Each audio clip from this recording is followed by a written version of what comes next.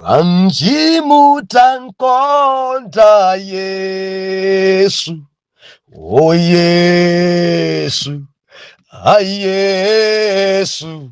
Bwanji mutankonda Yesu, akonda kosatha.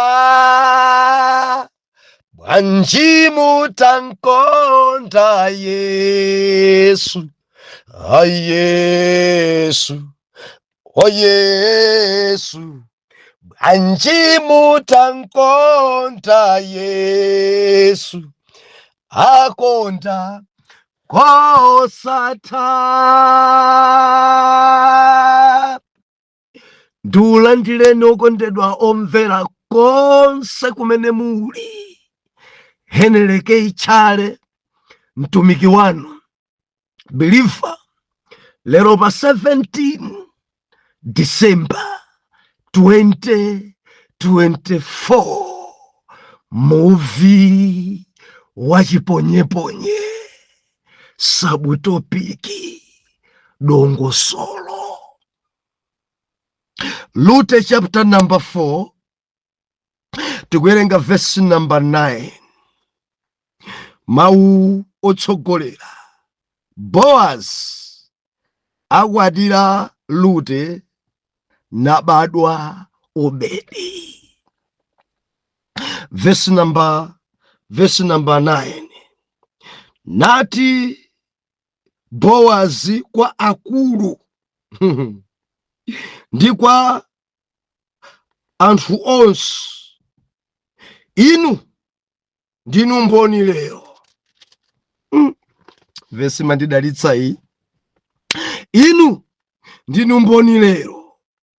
Ndinu mboni lero lino kuti ndagula zonse za Elimeleki ndi zonse za Kiliyoni ndi maloni pa dzanja la Naomi. Verse 10. Ndiponso Rute Moabu, mkazi wa maloni, mkazi wa maloni, ndagula akhale mkazi wanga, kuti kuutsira dzina la wakufayo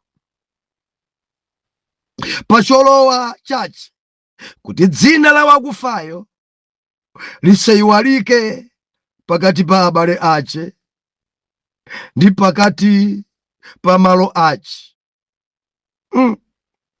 Inu ndinu mboni lero lino. Pamenepo anthu onse anali ku chipata ndi akulu anati, tili mboni ife. Yehova achite kuti mkazi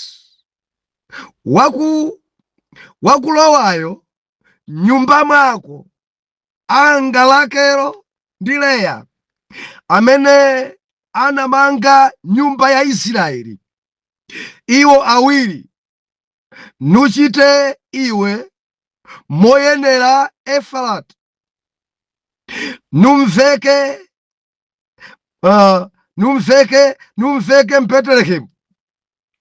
Ndipo nyumba yako inge nyumba ya Perezi, amene Tamara anambalira Yuda, ndi mbewu imene Yehova adzakupatsa ya namwali uyu. Momwemo Boazi anatenga Rute nakhala iye mkazi wache, ndipo analowa kwa iye, nalola Yehova kuti ayime, ndipo anabala mwana wa mamuna. Atate, ulemerero upite ku dzina lanu, matamando apite kwa inu Yawe. Ndinu wabwino, ndinu wokonda, ndinu wosamala. Leronso tili pamaso panu Mulungu. Tiphunzitseni, tilangizeni, tidzudzuleni, endi tidzamva m'dzina la Yesu. Amen. Believer, dzulo tinali pano timanena kuti chovala cha mwini, timayala maziko dzulo pa topic imeneyi ya movie wa chiponyeponye. Chovala cha mwini chimapesa, chovala cha ufumu chimaonongetsa, chovala Yehosafari osadziwa kuri nzangai aundipusisa. Yehosafari osadziwa kuri nzangai andienda pansi. Yehosafari osadziwa kuri mbalei akudzimbaitsa kukhala ngati asilikali kuri nkhondoyi indikulire. Ndiyamika Ambuye kuri adazindikira dzoti sizili bwino adafula. Adazindikira kuri dzinthu zasokonekera adafula. Dziko langa ngati ambiri akuonongeka alibe mpata ofula, sakuwa. Amachita kuona kuti akupindikitsidwa koma safula. Yehosafari adayang'ana adaona kuti pano ngati sindifula pano amuna yawawa andibaya. Pano ngati sindikuwa kuti sindine amuna yawawa andichita tintini awa. Bible ikunena kuti adayang'ana mbali mukuona asilikali ali naye ima ngadzimefutitsa mbakulira papapapa. Iye akamayang'ana ena sakuthamangisidwa. Now adadziwa kuti chimene chikuwapangisa anthu kundilondalonda nchovalachi. Ndimafuna ndinene kwa wina, sukudabwa dzuulondalonda kwambiri, sukudabwa kodi sungafule, sungakuwe voice yako imveke kuti sindine mfumu, kurekwa kukupitikisatu chifukwa cha zimene wavala. Believer kudziko kuno anthu avala. Ndikunena ndi wina adzikoloweka dzinthu, ndikunena ndi wina avala dzakumidima zimenezo zikumpangisa kuti ankhondo aja ayambe kukupitikisa. Endi ngati sufula, ngati sukuwa akuvulasa, akupha.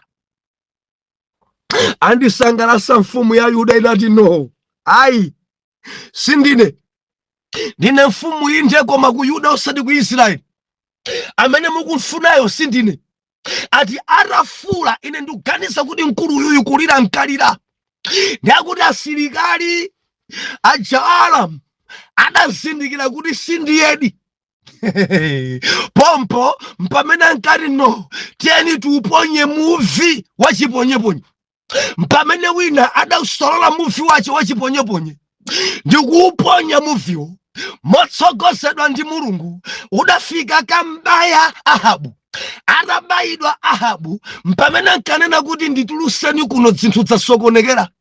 Adagwira kuona pa chest ponsepa, pa maluma ponsepa. Bible nakuti muvi udalowabe ngakhala adavala zachitsulo. Akuti adambaya, adamulasa magazi fa. Mpamene adambokuwa mayo temanuza galeta ndibaya.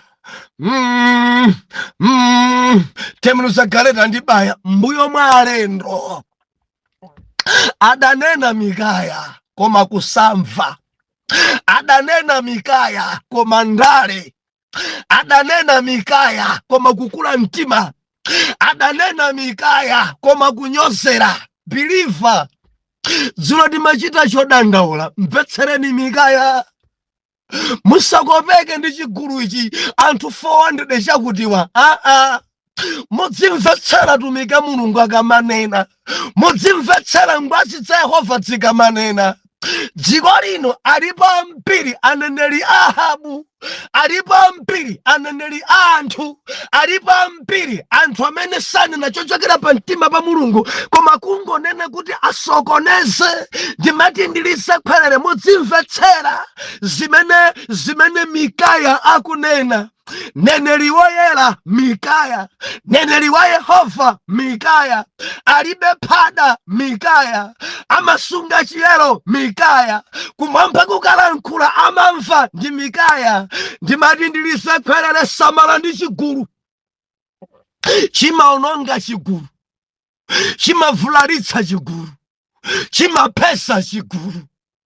Adali mmatukutuku, Ahabu mmatukutuku, ameneyi mumpase chakudya cha nsauso, ameneyi musammasule, mumuyike mundende Mikaya, mudzanchosemo ine ndikabwera. Mikaya adati no, ndisadalowe ndende mumve voice yomaliza madala. Mukabwera ndi moyo mundifunse, mukabwera ndi moyo kaya, mukabwera ndi moyo kumwamba kulibe Mulungu mukatha konko. Haleluya. Mudzimva mukalangizidwa, mudzimva mukachenjezedwa, mudzimva kukula mtima ndi ndale sizikuthandizani. Makani mukunenawa Mulungu akanena anena. Mpato unalipo Ahabu, mpato unalipo koma kukula mtima. Mpato unalipo Ahabu, mpato unalipo koma kunyoza. Angati ndikulankhula nawo makomenti adzulo, ine nafika pena pachepo ndikhuzo zidabusa. Kusamva kwanga lero ndikulira. Ndi angati amene chinzimu cha Ahabu chakokera kuchionongeko chopweteka, ankalangizidwa koma kusamva, ankachenjezedwa koma kusalabadira. Lero bwa misozi lipatsaya. Ambuye atithandize. Muvi wachiponyeponye odampa Ahabu, odampa Ahabu. Lero muvi waponyedwa dongosolo. Biliva masiku ano dongosolo ikusowa. Masiku ano machitidwe athu dongosolo ikusowa. Lero loleni kuti muvitu uponye mbali ya mabanja. Pa! Mayambidwe ya mabanja lero dzikuchita mvetsa chisoni. Mayambidwe ya mabanja lero dzikumadabwitsa, dzikumadabwisa. Dongosolo dzilibe. Ndilisekhwerere Mulungu pa nkhani ya banja amafunapo dongosolo. Mulungu pa nkhani ya banja biliva tisamachite ngati kapena ndife dzoweto. Ayi, mukawerenga malemba anu, Mulungu analenga china chilichonse pansi pano. Kakulenga mwamba, kulenga dziko, kulenga mapiri, kulenga dzinyama, adangodzilenga zinthu dzija, koma pamapeto pache, pamapeto adampanga munthu muchifanizo chake. Ende munthu jadakhalakhala kumwamba. Mulungu adati sikwabwino kuti munthu akhale ekha, ndidzampangira onthangatira iye. Ndi mu plani ya Yawe adankonesa tulo tatikulu munthu woyambirira Adamu. Biliva banja loyamba inali banja la dongosolo. Banja loyamba sanangotola anayi. Banja loyamba yokhazikisidwa ndi Yawe. Biliva tikamanena kuti banja si plani ya munthu, banja adachita kukhazikisa ni Mulungu. Bible nakuti sikwabwino, buku la Genesis, sikwabwino kuti munthu akhale ekha, sikwabwino kuti mamuna akhale ekha, ndidzampangira onthangatira iye. Jehova kanena kuti si chabwino ichi, chinthucho si chabwino. Ndimati ndinene ku dziko, sikwabwino kuti mamuna dzikhala ekha. Ndikunena ndi azibambo ambiri muli nokha. Wayi chavuta ncha skulu mudamaliza, bwanji mukhalabe nokha cholowa. Bible kunena kuti sikwabwino kuti munthu akhale ekha, ndidzampangira onthangarira. Ngati Mulungu anena kuti sikwabwino, ndiye kuti chinthucho si chabwino, nchoyipa. chichewa chomveka bwino ndi zinthu zoyipa kwambiri ku dziko kuno mamuna kukhala yekha, ndi zinthu zosakhala bwino mzibambo kukhala yekha tondoviro. Ndikudabwa nanu muli nokha chifukwa cha wina dai nei sindikwatira iya ine kodi muchitiranji zimenezi? Palembedwa sikwabwino kukhala nokha. Jehova dati ndidzampangira wonthangatira iye and adamugonesa tulo Adamu napanga operation yoyambirira tulusa fupa ndi upanga mkazi. Atapangidwa mkazi akuti akudzutsidwa madalawa. Atadzutsidwa madalawa pomuyang'ana mkazi anati uyu ndi fupa la mafupa anga ndi mnofu wa mnofu yanga. Adzatchedwa mkazi chifukwa adantulusa maine. Modi dzina loti mkazi imatanthauza kuti chochokera mwa mamuna. Ndimati ndinene kwa azimayi nonse ndinu chochokera kwa mamuna. Mzimayi wina aliyense adachokera mwa mamuna. Kama mumaoneka wathupi kwambiri ku dziko kuno mabanja mukamayang'ana mudzampeza mamuna wa silimu koma mzimayi dibwiri. Muchilengedwe mzimayi adachoka mwa mamuna. Mulemekezeni ngakhala kuoneka ochepa thupi kwambiri, mwina kuoneka wa shodi kwambiri, tamverana mama mudachoka mwa iyeyi endi ndinu fupa ya mamuna. Mundimva azimayi nonse mudachoka mwa mamuna, ndinu fupa ya mamuna. Haleluya. Musamasimbwe, musamakule mtima, perekani ulemu kwa amunanu, alemekezeni amunanu chifukwa amunanu wandi mutu ya banja. Mamuna wanuyo mudachoka mwa iyeyi endi mwa mamunamo muli dzabwino. Tifukula kutsogolo pa nkhani imeneyi. The Bible ku Genesis chapter number 1 verse number 28 akuti ndipo adawadalisa iyo nalitu kwa iwo mubalani. Dongosolo titonse mwana Mulungu, dongosolo ya Mulungu adamba kwadalisa, adawadalisa mpamene nkausa kuti mubalani, muchuluke, muligonjese dziko lapansi. Mulungu amafuna dongosolo pa banja. Osamangotolana ndi uchimo.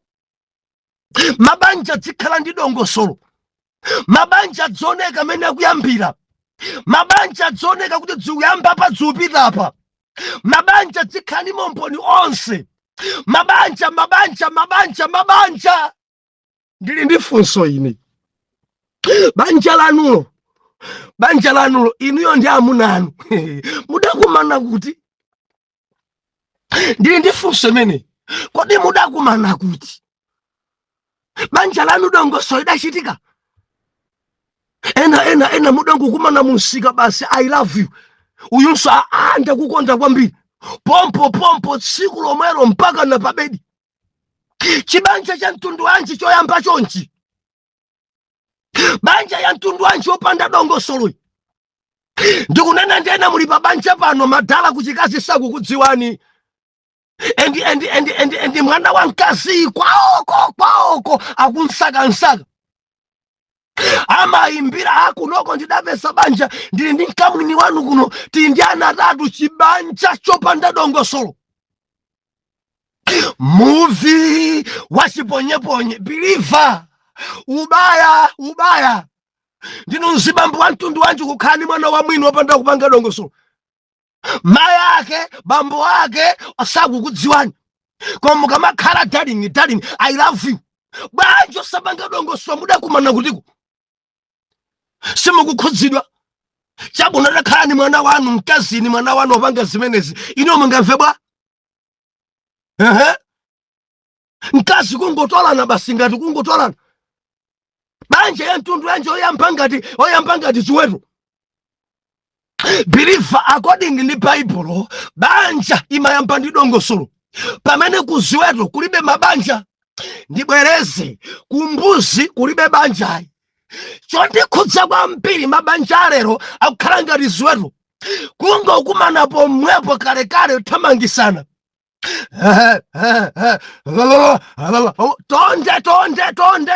tonde bwanje ndi akazanga bwanje ndi amunanga madongosolo alipo dololo palibe wakhala ngati tambala ni nkhuku yayikazi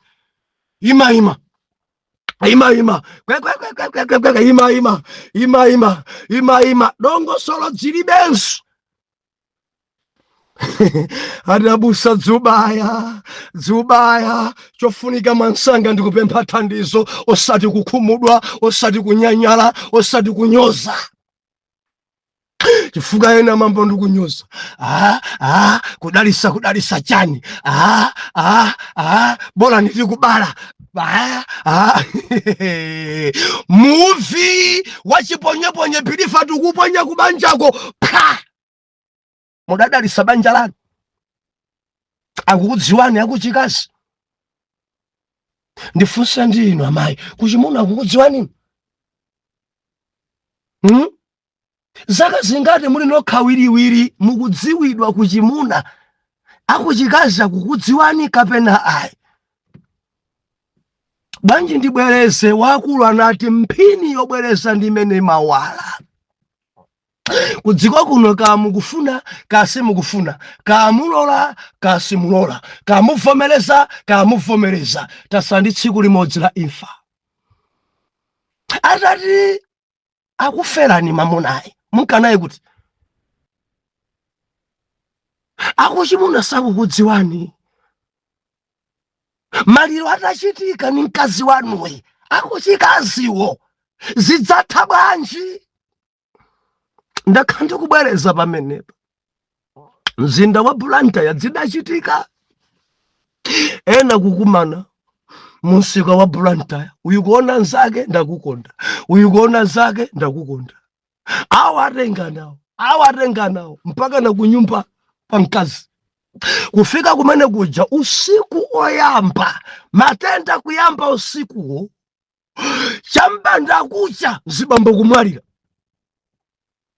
palibe kuchimuna amene akudziwa kuyang'ana mufoni ya mamuna adangopezamo dzina lina ndikuyimbira dzina limenelo bwanji ati ayini muli bwanji ayini yake opa ndokosolo bwanji ati basi kuna chimwene anu amwalira ndiwe ndani ayine ndine akazawo banja lanji ngati ali akasa amunako blaza wanga babanja imeneyi mudakumana atidakumana dzuloli ndacha kuti no tikufuna blaza wathu watipera blaza wathu gwede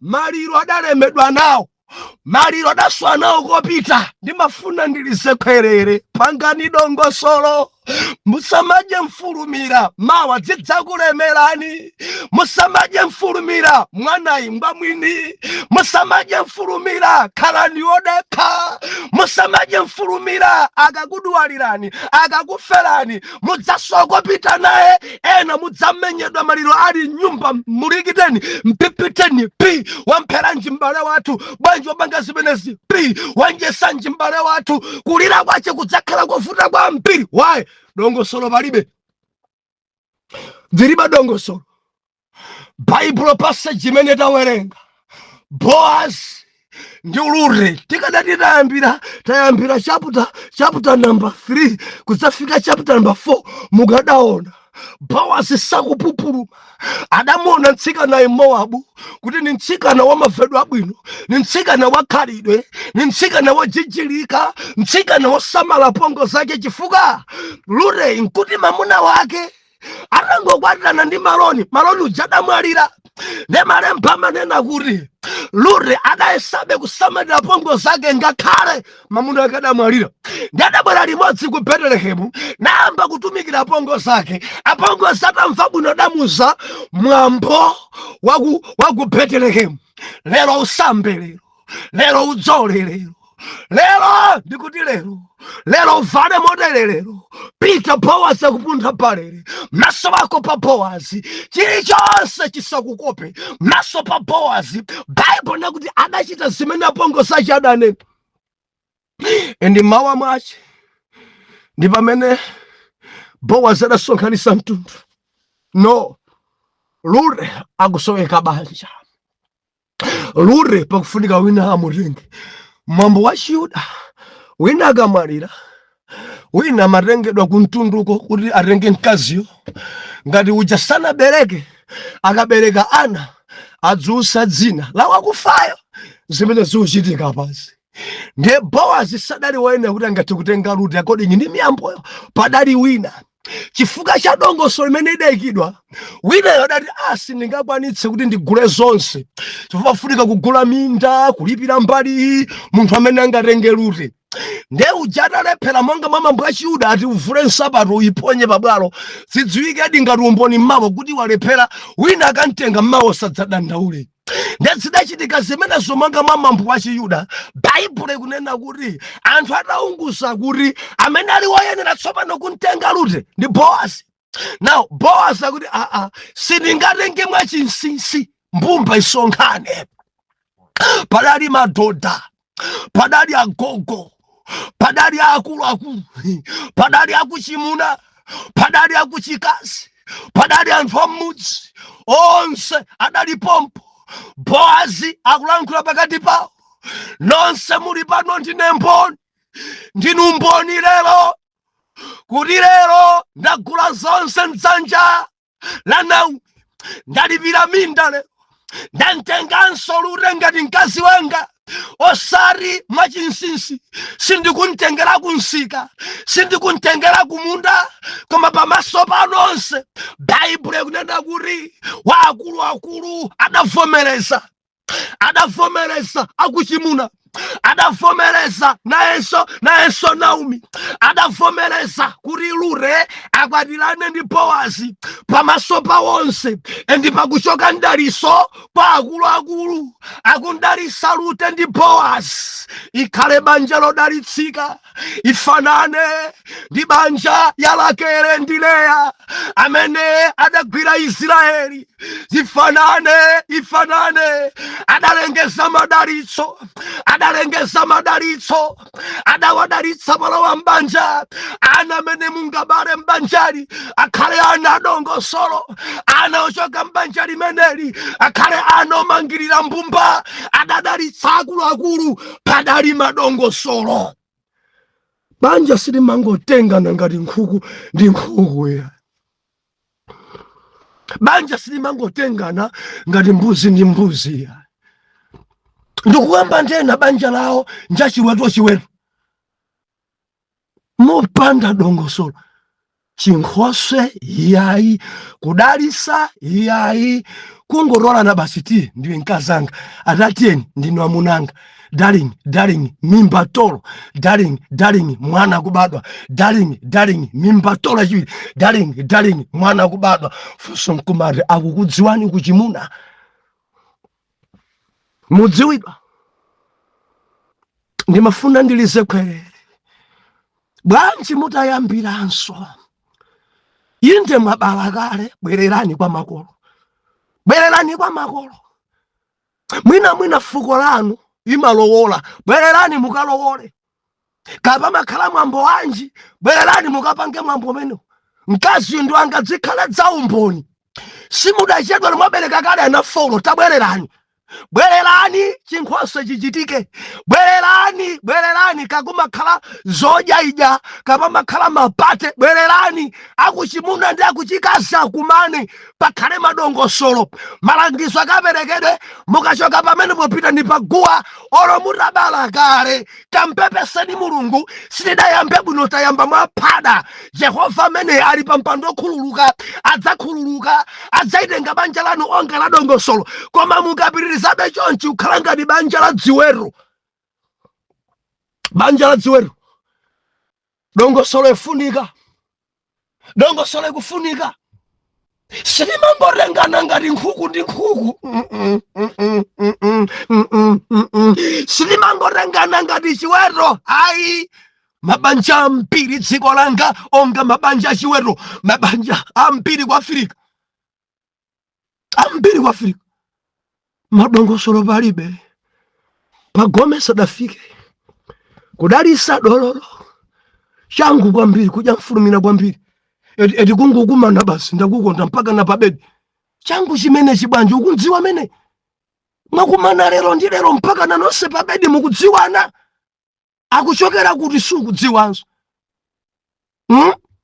life status yake sukudziwanso amakhulupirira chanu sukudziwanso pawa mapanga chanu sukudziwanso changu chimene chibwanji simulira inu changu chimene chibwanji sadza kuthawa angati amene athawidwa kusidwa mimba angati amuna dangolowera ndikubwera omwewo mpaka na pano mimba idakula kubadwa kumene kuli chinzibambocho osachidziwa kudya mfulumira phuma kupanda madongosolo kusira mimba phi ndimati nkumemeni muvi wachiponyeponye khalani ndi dongosolo mudzifatsa mudzideka ongalute kudeka osapupuluma padzikhala mawu andaliso mubalani banja limene padzikhala mawu andaliso ana obadwa mmenemo akhale ana odalitsika mudzikhala madongosolo mukwamva amene akuluakulu pabanja la Bowasi ndi Rute ndiyakuti mwana adabadwa dzina lake nda Obedi. Haleluya. Ndikunena ndi wina misozi lipatsayi abusa mukulankhula ndi ine dzanga dzidongosolo dzilibe dongosolo nchifukwa chakenso zimavuto zambiri banja lanu sidzikuthayi mumangogwebana nthawi zonse kumangolumana mwikafika kumenyana ngati apangati boxon umamuna kuyimako mkazi kuyimako mpaka na kumanjanja mboxon kudzachiponya chibagera nzimayi pa chili mwa zibambo padiso mayo undiphana phi madongosolo anachitika. Ambuya akulankhuleni bwanji tisiyane pamenepa mpaka na mawa muvi wachiponyeponye atate banja lina iyo sidayambe bwinoyi ndikupemphera mwathandize muvi wabaya awa endi magazi ndikuona akutuluka dongosolo palibe adangofulumira kubala adamba kugona na muntsinje adamba kugona na kutseri kwa zinyumba kutseri kwa masukulu zotsatira zake pano ali ndi ana angapo dzopanda madongosolo yawe ndikupemphera nthandizeni mwana wanu uyu kuti akayambirenso chinkhoswe chikachitike akwawo akasangalale sitimatengolere mkazi pachitika kachisangalalo china chake Mulungu woyera mtima muchite kunthandiza ifango kula mtima kwa mbiri kuti akayambirenso kuti madaliso akumwamba akhale pano wina ndi mzibambo ekha uyo inu manena kuti sikwabwino kuti akhale ekha wina abalitondovirobe kanza kudya kani mfuto njika nthandizeni m'bale wanga uyo kuti apeso okondedwa m'dzina la Yesu woyera mtima tankhe kuti amen and amen.